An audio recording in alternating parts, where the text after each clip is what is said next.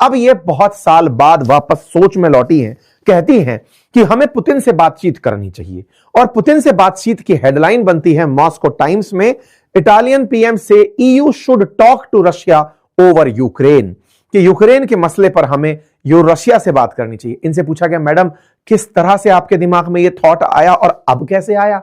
हम सब समझते हैं कि आपके दिमाग में यह थॉट क्यों आया, लेकिन आंसर मीडिया को देने के लिए कुछ तो आपने बताया होगा। बोले हाँ बताया। बोले कैसे? बोले हमें लगता है कि केवल एक पार्टी से बात करके क्या होगा, हम हर बार जेलेंस्की से बात कर लेते हैं, उनकी सुन लेते हैं। यूरोप को चाहिए कि अपना प्रतिनिधि वो रूस के लिए भी नियुक्त करें। मैडम बहुत तेज दिमाग चला आपका। मैडम अब तक कहां थे आप? जब तक ट्रंप हर दोनों को बिठाकर बात कर रहे थे, आप खुद यूक्रेन के सपोर्टर बनकर के बैठ करके साथ साथ चल रहे थे, ट्रंप खेला खेल रहे थे। आप दोनों से बात करने की जगह यूक्रेन का पक्ष लिए चल रहे थे। लेकिन आपको यह बुद्धि कहां से आई? बुद्धि आई फ्रांस से, बुद्धि आई इनसे, जो इन्होंने पकड़ पकड़ कर इनको निकाला था ना, उससे। आपको मालूम होगा जब रशिया ने यूक्रेन के एक क्षेत्र क्रीमिया पर कब्जा किया था, उस समय पर G8 से इन यूरोप के देशों ने अमेरिका के कहने पर रूस को बाहर निकाल दिया था कि नहीं, तुम्हें नहीं रहने का अधिकार है। उस समय ये सब लोग बड़े ही तेज बने थे कि हमें अमेरिका जितनी इज्जत प्राप्त है, हमने रशिया के खिलाफ फैसला लिया है।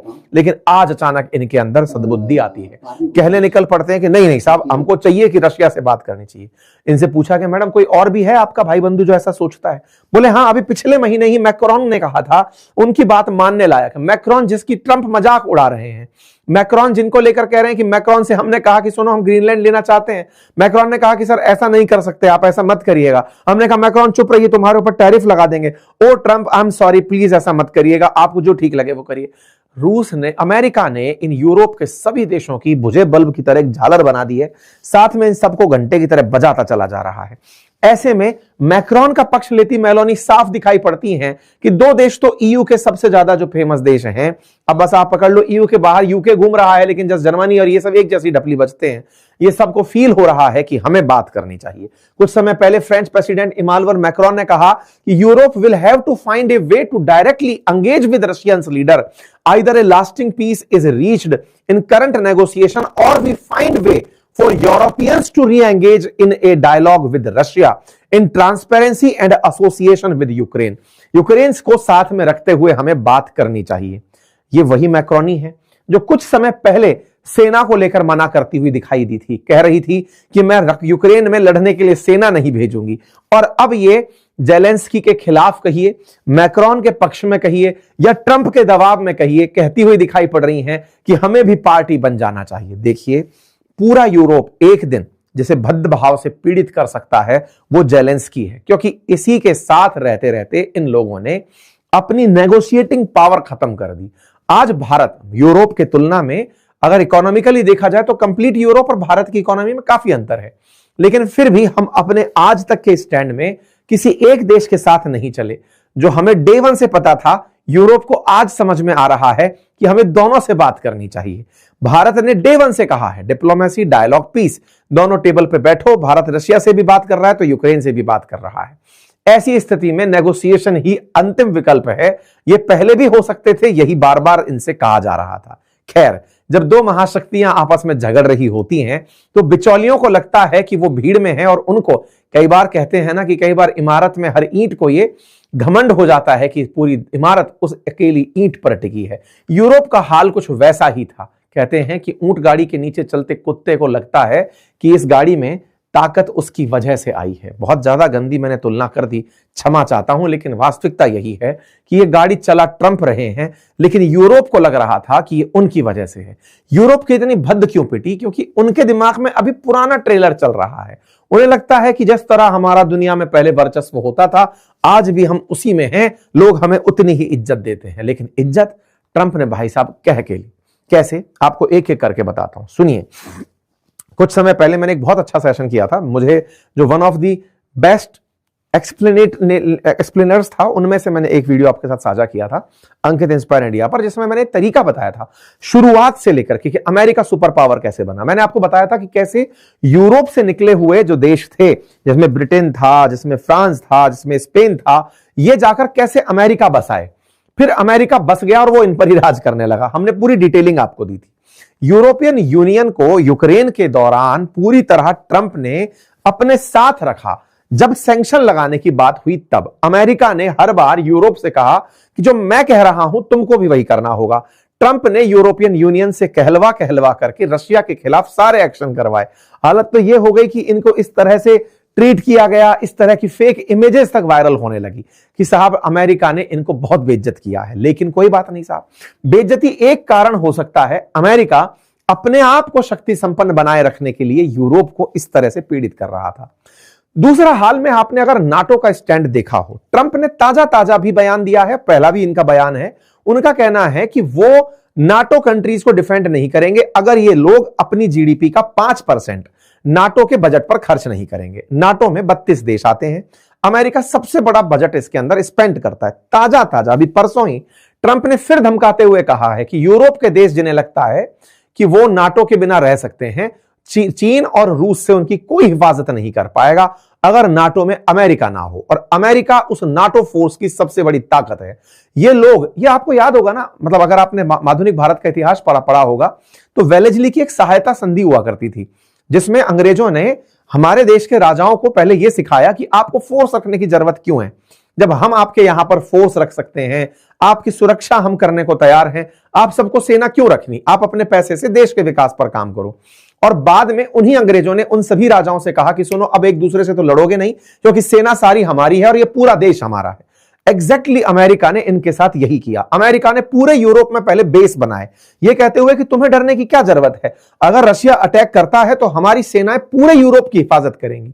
और आज अमेरिका क्या उल्टी धमकी देता है कि सुनो भैया, तुम पूरे बजट में से चिंदी भर पैसा खर्च करते हो, पहले इनसे कहलवाकर कम पैसा खर्च करवाया, आज उनको टेंट्रम उल्टा दे रहा है पूरे यूरोप के ऊपर। मुझे डर तो इस बात का है कि ट्रंप अगर इसी तरह से फायर मोड में रहे तो अभी थोड़े दिन पहले वेनेजुएला हुआ, फिर ग्रीनलैंड हुआ, फिर थोड़े उससे पहले गाजा हुआ, कहीं ऐसा ना हो कि एक दिन पूरे यूरोप को ये बोलें कि सुनो ये पूरा हमको ही छोड़ दो, यूरोपियन देश तुम्हारी तो कोई औकात तो है नहीं, तुम्हारे पास फोर्सेस तो है नहीं, सारा मेरा ही तो किया जा रहा है। वास्तविकता भी है, इस पूरे की पूरे पाई को अगर आप देखें तो 75% सीधा सीधा नाटो का बजट अमेरिका का है। नाटो बोले तो इन सारे देशों की संयुक्त फोर्सेस का बजट समझ लो। अब आप ये अगर साहब आपस में लड़ने निकले, एक तरफ पूरी तरफ अमेरिका खड़ा है और चिंदी चिंदी अमाउंट लेकर के ये छोटे छोटे देश खड़े हुए हैं।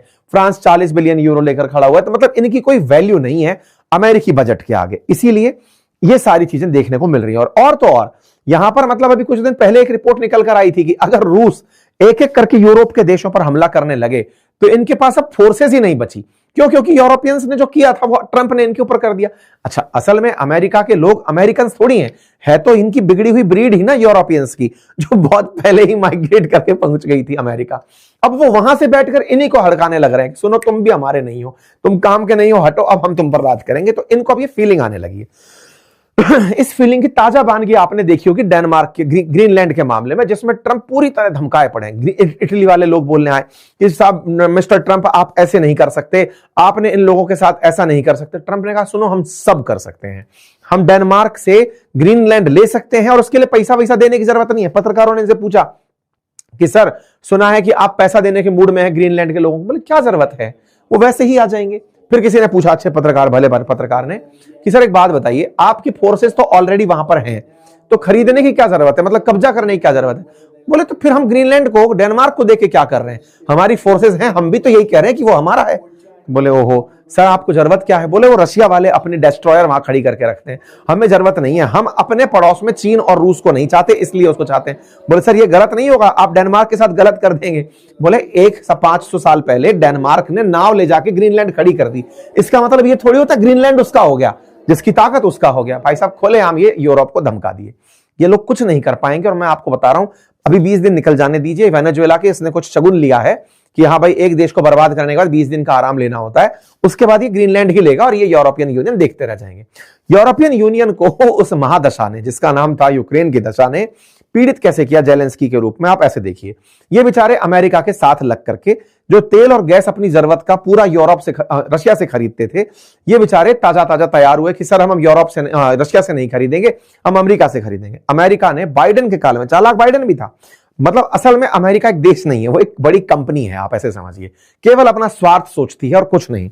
इन भाई साहब ने क्या करवाया अमेरिकियों ने यूरोपियन देशों के साथ, जिनको तेल और गैस की सख्त जरूरत पड़ती है, आप सोचकर देखिए कि रशिया से तेल गैस खरीदना बंद करवा करके खुद से करवा दिया, जो आज हमारे साथ करवा रहे हैं ना ये लोग कि रूस से तेल नहीं खरीदोगे हमसे खरीदोगे, बिल्कुल ऐसे ही यूरोप के साथ करवाया। यूरोप भी बेचारा रशिया से तेल खरीदना बंद किया, गैस खरीदना बंद किया और अमेरिका शिफ्ट हो गया। अमेरिका ने $70 बिलियन का तेल बेचा है भाई साहब इन लोगों को, $70 बिलियन का। 250 बिलियन पर ईयर स्पेंड कर रहा है ईयू, मतलब आप इससे अंदाजा लगा सकते हैं यूरोप ने अपनी एनर्जी आवश्यकता पर अमेरिका को कमा कमा के खूब पैसा दिया। तो कुल मिलाकर के इनकी जो स्थिति है वो देखने के लिए काफी सारे पॉइंट हैं। उन्हीं पॉइंट्स में ताजा ताजा जो बिंदु हैं वो बिंदु हैं अमेरिका ने ट्रंप के नेतृत्व में जिस तरह से फिलिस्तीन के लिए काम किया, यूरोप को बिल्कुल साइड में रखा, तो यूरोपियंस ने उसी से बचने के चक्कर में तो फिलिस्तीन को मान्यता दे डाली। ट्रंप को लगा कि तुम फिलिस्तीन को मान्यता दोगे, लो बेटा हम तुम्हें न्यूट्रलाइज कर देते हैं। समझौता ही खुद कराने पहुंच गए। इन लोगों की जो छोटी मोटी जो स्थिति थी ना, सऊदी अरब और फ्रांस जाकर के यूएन की प्रेसिडेंसी करते हुए बोले थे कि अगर इजराइल फिलिस्तीन पर हमला नहीं रोकेगा तो हम फिलिस्तीन को मान्यता दे देंगे, यानी गाजा पर हमला नहीं रोकेगा। तो ट्रंप ने कहा कि तुम कौन होते हो, लो बेटा मैं इन दोनों में समझौता करा देता हूं। लेके गया सबको, सबके बीच में समझौता करा दिया। तो यूरोप की पूरी इज्जत को मिटाने में ट्रंप लगे हुए हैं। परिणाम यह है कि ये सब लोग एक साथ अब समझ रहे हैं कि शक्ति संतुलन के लिए दूसरा देश जरूरी होता है। तो US other power kick Russia out of G8 जो करने वाले थे, उन्हें अब यह समझ में आ रहा है कि हमने बहुत जल्दबाजी में यूक्रेन का साथ देकर अमेरिकी बग्गी में बैठ गए। हमें रूस से जरूरत है बात करने की। रशिया यूक्रेन युद्ध यूक्रेन के लिए ज्यादा बुरा नहीं था, उससे कहीं ज्यादा बुरा यूरोप को सिद्ध होगा। सेकंड वर्ल्ड वॉर के बाद जितना यूरोप को नुकसान नहीं हुआ, इतना रशिया यूक्रेन के बाद होगा। अभी ताजा ताजा एक साहब वो ऑस्ट्रिया के इकोनॉमिस्ट बाहर निकल कर आए, उनने कहा कि अमेरिका के जितने भी हमारे यहां पर बेसिस हैं हमें उन पर कब्जा कर लेना चाहिए, क्योंकि ऑब्वियस ही बात है ना, असल डर अब है क्या? डर तो अब यही है कि अमेरिका ने खुद के बेसिस इनके देशों में बनाए हुए हैं। हर देश में बेस आप उठाकर देखिए ना, ये जितने भी यूरोपियन देश हैं इन सब जगह अमेरिकी फोर्सेस बैठी हुई हैं और इन लोगों से पैसा खर्च नहीं करवा रहे, खुद पैसा खर्च करके इन सब देशों के ऊपर ऑलमोस्ट कब्जा अब अमेरिका कर सकता है। इस स्थिति में ये बैठे हुए हैं। बकायदा यूएस की यूरोपियन कमांड बनी हुई है यूरोप पर कंट्रोल करने के लिए। तो मेरे को तो वो दिन देखना है जिस दिन अमेरिका ये कहेगा कि सुनो इतने इतने सारे देश जो हैं अब सारे पैक कर दो, अमेरिका हुए ये देखने वाली चीज होगी। मैडम नहीं बोलती है, इनसे एक पत्रकार पूछ रहा था, मैडम कुछ ऐसी प्लानिंग है क्या, लोग चर्चा कर रहे हैं, कुछ ऐसी प्लानिंग है क्या? बोले नहीं हमारी तो ऐसी कोई प्लानिंग नहीं है। मजा हो गया है। खैर कोई बात नहीं, दुनिया को भी फाइनली पता चला कि यूरोप में और अमेरिका में कितना प्यार बचा है। आप ये स्टैटिक्स फिर से आपको याद दिलाने का है कि मेरे प्यारे साथियों, मेरे इस YouTube चैनल पर 44% लिसनर्स ने सब्सक्राइब नहीं किया हुआ है, जो कि फ्रैक्शन ऑफ सेकंड का कार्य है। सब्सक्राइब का ऑप्शन है, उसे क्लिक कर दीजिए, चैनल को सब्सक्राइब कर लीजिए, सो दैट हमें आपकी वजह से आपका समर्थन मिले। इसका कोई चार्ज नहीं लगता है। संभवतः आप इस काम को करके इस सेशन को भी अपनी तरफ से इज्जत बख्शेंगे। बाकी जिन्होंने सब्सक्राइब किया हुआ है वो वीडियो को लाइक तो कर ही दीजिए।